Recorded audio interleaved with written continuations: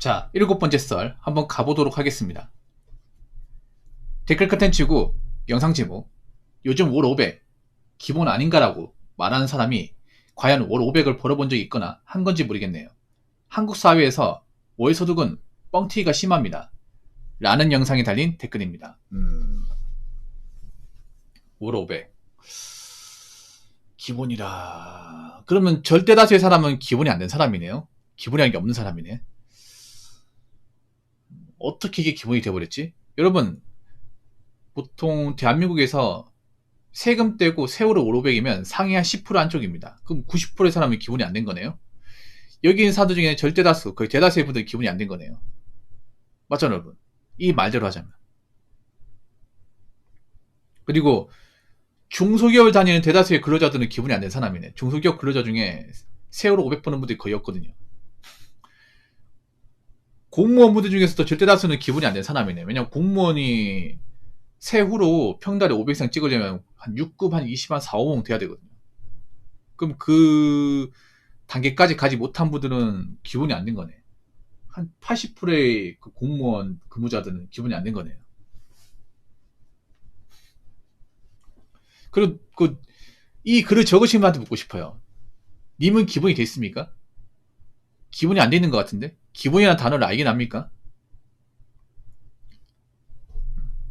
기본이라는 뜻을 알고 얘기하는 겁니까? 알고?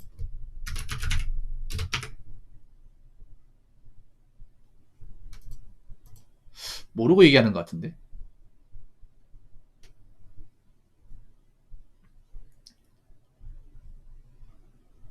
자, 기본의 사전적 뜻은 이렇습니다. 사물의 기초를 이루어 중심이 되거나 1차적으로 중요한 것. 그러니까 뭐 이렇게 나와 있는데 그냥 이제 상식적으로 접근하자면 누구나 이제 할 수 있는 것들. 보통 사람이 누구나 이제 노력하면 할 수 있는 것들. 이게 기본이죠, 여러분.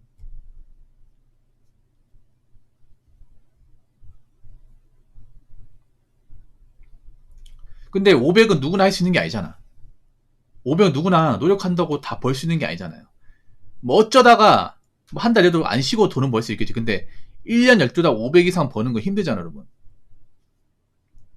그럼 직장 다니는 분들도 이제 연말에 뭐 성과급이나 이런 거 나오면 그 달만 뭐 세금도 500 넘을 수 있습니다. 근데 그 달만 그렇잖아. 1월부터 12월까지 한 달도 빠짐없이 세금대 500 버는 건 힘들지 않습니까?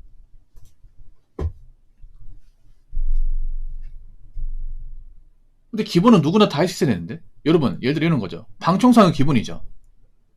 방송 설거지 기본 아닙니까? 운전 기본이죠. 이거 못하는 사람 있습니까? 누구나 다 할 수 있어. 운전면허 따고 기본적으로 이제 운전 좀 숙달되면 다 할 수 있습니다. 이게 기본이잖아. 그렇지 않습니까? 보통 사람이 마음만 먹으면 할 수 있는 것들. 여러분 그렇지 않습니까? 라면 끓이는 거 기본이죠. 라면 레시피 물 끓이고 물량초에 끓이고 스프 넣고 면 끓이고 레시피도 끓이면 망할 일이 없잖아. 기본 아닙니까? 라면 너무 쉬운가? 아니 기본은 그런 거야. 일반 사람들이 노력만 하면 할 수 있는 것들, 노력만 하면 달성할 수 있는 것들, 이 기본이잖아요. 근데 500은 노력만 한다고 다 달성할 수 있는 게 아니야. 누구나 500은 벌고 싶어 하지. 근데 노력한다고 다 될 수 없는 게 이 500이나 돈이에요. 이분이 기본도 안 된 사람이지. 예. 기본이 뭔지도 모르는 사람이에요.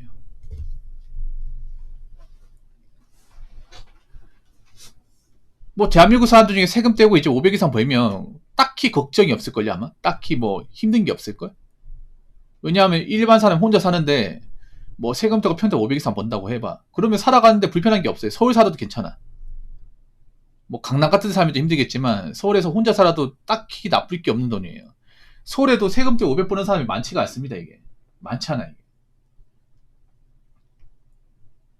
1인 가구 중에 세금 떼고 500 이상 버는 사람들은 10%도 안 돼요, 여러분. 네. 1인 가구 상위 10%가 제가 알기로는 한 400 정도라고요, 400. 이게 아마 세 전일 거야.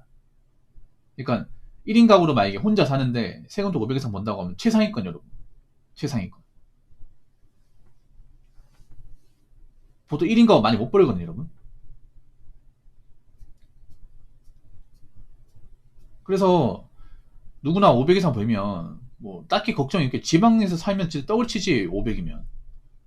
그럼 그렇지 않습니까? 뭐 서울 같은 데면 좀 500벌어도 빠듯할 수 있다고 봐. 근데 경기도나 광역시에 살아도 500벌면 진짜 어디 가서 주저되지 않습니다, 이게. 그렇지 않나, 여러분? 내 집만 해도 가능한 돈이야, 이게. 그럼 사람들이 뭐 주거 마련 못한다, 뭐 내 집 마련 못한다 이런 말 안 나오겠지. 저 올 500이 기본이면 그렇지 않겠습니까? 근데 절대 다서 저만큼 못 보니까 그런 거죠. 저만큼 못 보니까.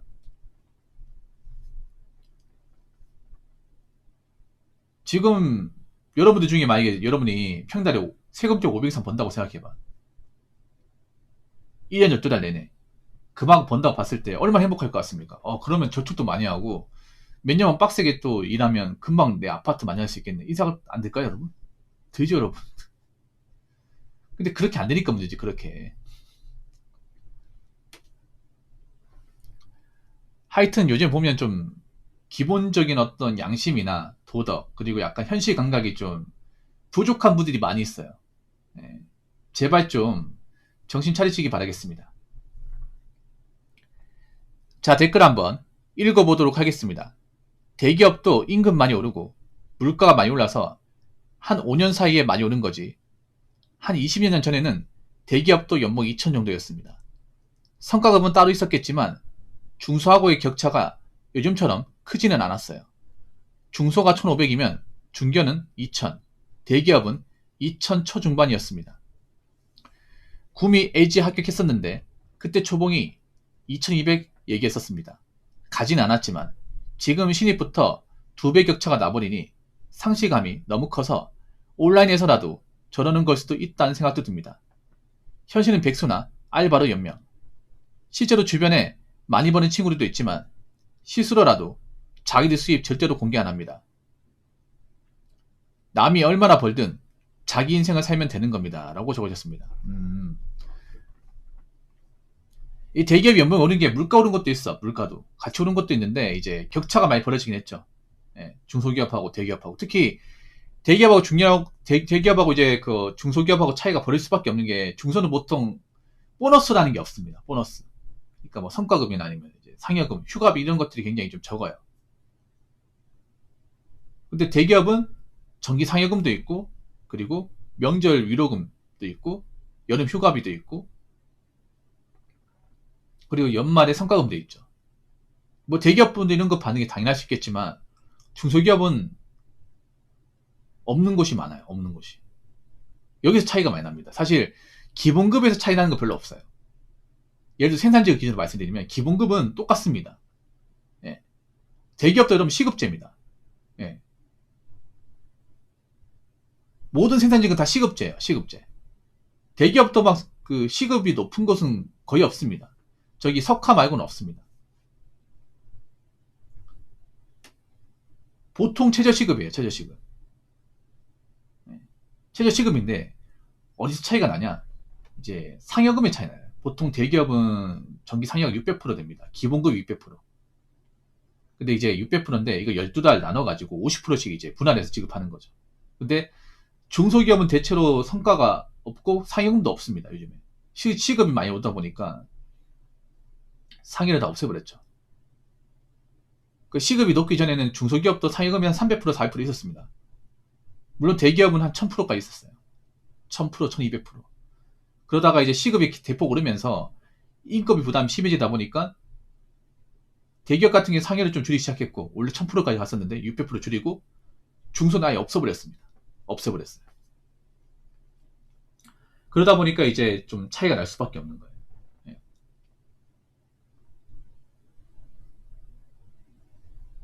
예. 현차 같은 경우에도 현차가 연봉 많이 받는다 알고 있지만 시급은 절대 높지 않습니다. 현차도 이제 시급으로 보면 굉장히 약해요. 예, 이거 현차 다니는 분도 아실 겁니다. 근데 뭐 때문에 연봉이 높냐면 이제 전기 상여금에다가 각종 휴가비 같은 게 또 들어오고 거기다가 현차는 또 성과금이 엄청 많이 터지잖아. 예. 그것 때문에 연봉이 좀 많이 올라갔거든요. 예. 단순 시급 보면 좀 많이 작아요 이게. 물론 이렇게 얘기하면 또 현차 또 까는 사람도 있겠죠 또.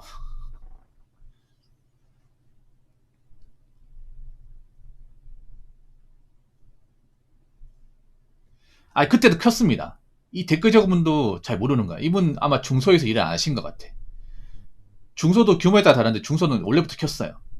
그러니까 그건 뭐냐면 거의 한 대기업과 중소하고 거의 한 2배 가까이 차이 났습니다. 원래부터. 예.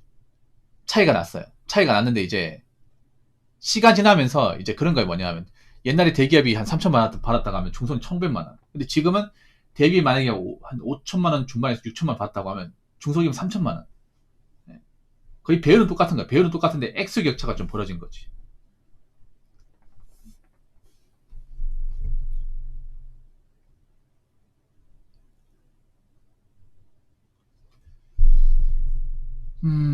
그래서 온라인 같은 데 보면 자기가 대기업을 다니지 않음에도 대기업 다니고 있다고 뻥카 치는 사람들이 많이 있습니다. 많이 있어요. 왜냐? 실제로 이 사람이 어떤 사람인지 확인이 안 되니까.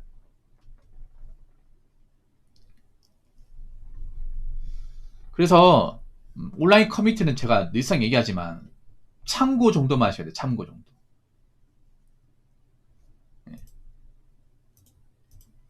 거기에 있는 말을 고지고대로 믿으시면 안 됩니다. 고지고대로.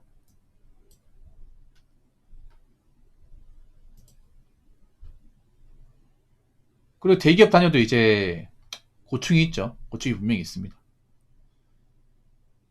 뭐 내가 중소기업 다닌다고 대기업 다니는 사람 마냥 부려할 수 없어요. 뭐 지금 일을 못하는 사람도 많으니까. 누구나 대기업을 다니고 싶지만 대기업을 다닐 수 있는 사람은 소수죠. 소수. 지금은 자꾸 나보다 돈 잘 버는 사람하고 비교하기보다는 일단 내가 여기서 어떻게 정착을 하고 살아나갈까 이게 중요합니다. 그리고 아무리 중소기업 다닌다 해도 그 중소기업도 다니다 보면 이제 나중에 연차 쌓이면 연봉 오릅니다. 그리고 아무리 중소기업 다닌다 해도